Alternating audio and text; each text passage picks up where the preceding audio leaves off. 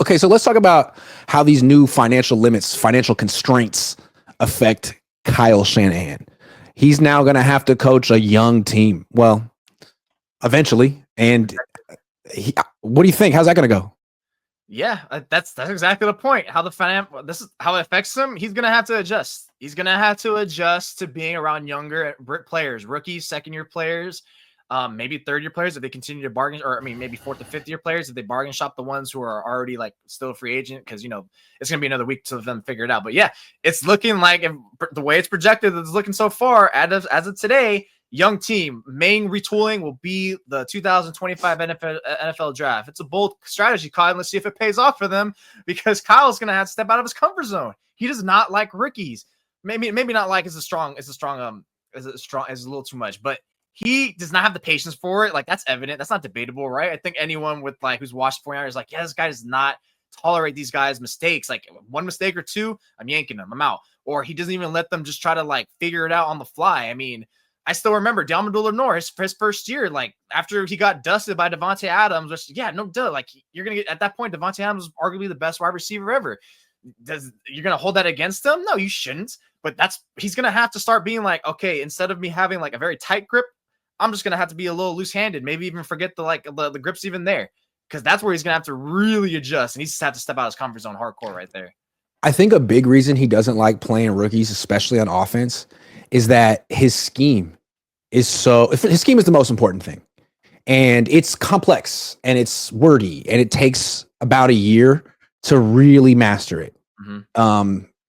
And I think he doesn't have patience for people who haven't mastered his scheme yet, like guys who don't exactly know where to line up 100% of the time or make little mistakes, because he has no patience for that. And he would rather play 32-year-old Mohamed Sanu because he could pass the test of, he could pass an oral test of what do I do on every play than 23-year-old Brandon Ayuk, because that's my thing with Kyle. Now you're going to have to adjust your scheme and make it a little bit more friendly, digestible to young players. Otherwise, you're going to lose and get fired.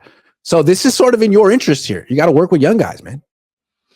Yeah, that was more evident, especially last year, right? It's almost like, as you said that, I was thinking about a good metaphor, way to kind of illustrate it. And I was thinking his system's like at the final rounds of Jenga, where it's we got to be careful. As soon as every piece is careful. If one piece gets messed up, it destroys the whole play. Yes. And we saw that last year, especially in my observation, run blocking. One dude misses his pull or nothing like that. It's great, -1 yard, one yard gain only. And it's everything is just so meticulous. Everything's integral. So if one piece is out of order, one player fails to execute, then it's all right, now we have to rely on this guy making magic happen. And if there's no magic happening, which is not much room for it, it's blown up play. Now, boom, we have nothing. Now we're on 3rd and 11.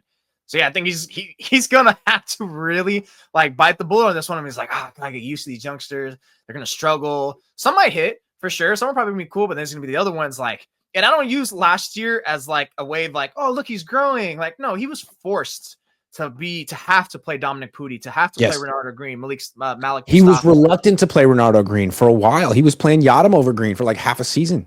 Yeah, and then once Yadam starts getting hurt, starts playing bad, and it's I kind of have to put Renardo Green. And then actually, it really started with Charvarius Ward getting hurt too, though. Yep. Once you start getting the nickel packages, now you have to play Renardo Green. And then once and then it was clear how good he was. It was okay, I guess we have to keep him on the field. Yeah, it's well, you couldn't see this in practice. It's just he doesn't get that credit through injuries and that stuff. But this is the year where it's no, now you kind of have to. Now it's who else is a second-year player we're hoping to see? Jacob Cowing. I'm sorry, I think was Jacob Cowing in the doghouse, because he always talked harshly about him. Maybe it was because training camp, and like you said, it does take a year for some players to round out. He missed a large chunk of training camp, right? Hamstring injury or something like that. So yeah, even though he made some plays, it's probably those are the only plays he made. He still needs to work more at it. So that's why I'm he's very harsh on young players, but especially the wide receivers. He's always especially young wide receivers. Brandon Ayuk, Dante Pettis, Cowing. I'm probably missing another one, but he's not gonna be like that Ricky Pearsall. He's the 1st round golden child, so you can't be doing that, because then you look like you didn't make the right pick. When people say hey man, if you're as long as you're gonna rebuild or reset or recalibrate, whatever the verb they want to use, go all in. Don't half step. Do the full thing.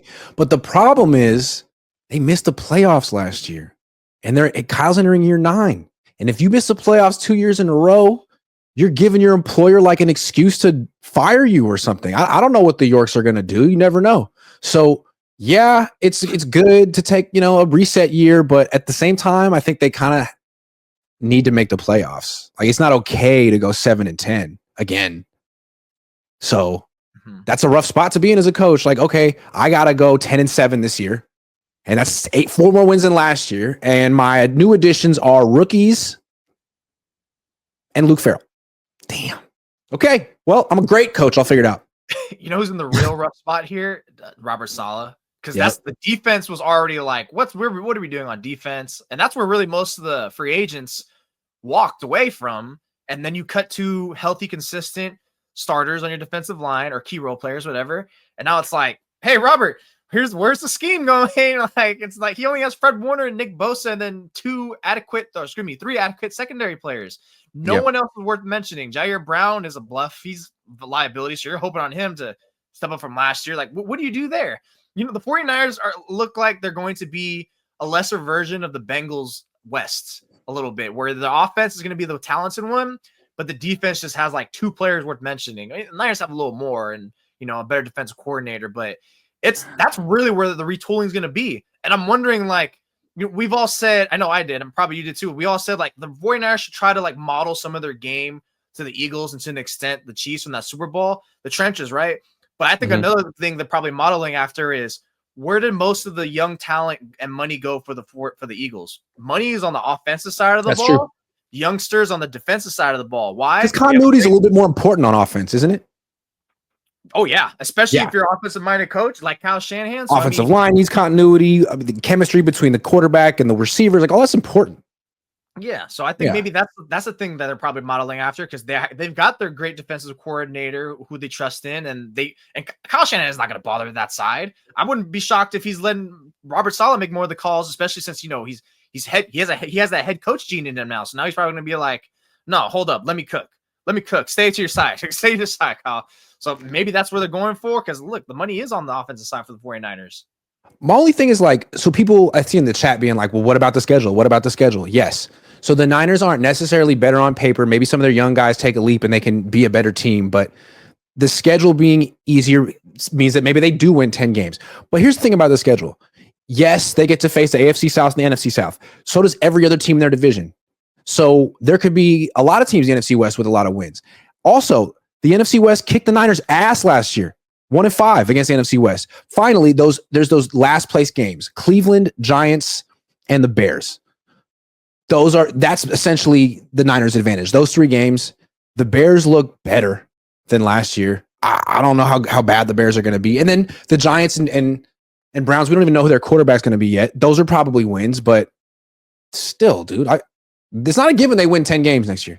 Especially if Trent Williams gets hurt again and McCaffrey gets hurt again, and they don't really have like good backups for him. Yeah, no, that's especially because like your 2 core players are like, downside of their career. Well, especially Trent Williams, but like the injuries, like there's no guarantee. There's no guarantee to that. So the thing about that last place schedule thing, like you said, only affects really like three games.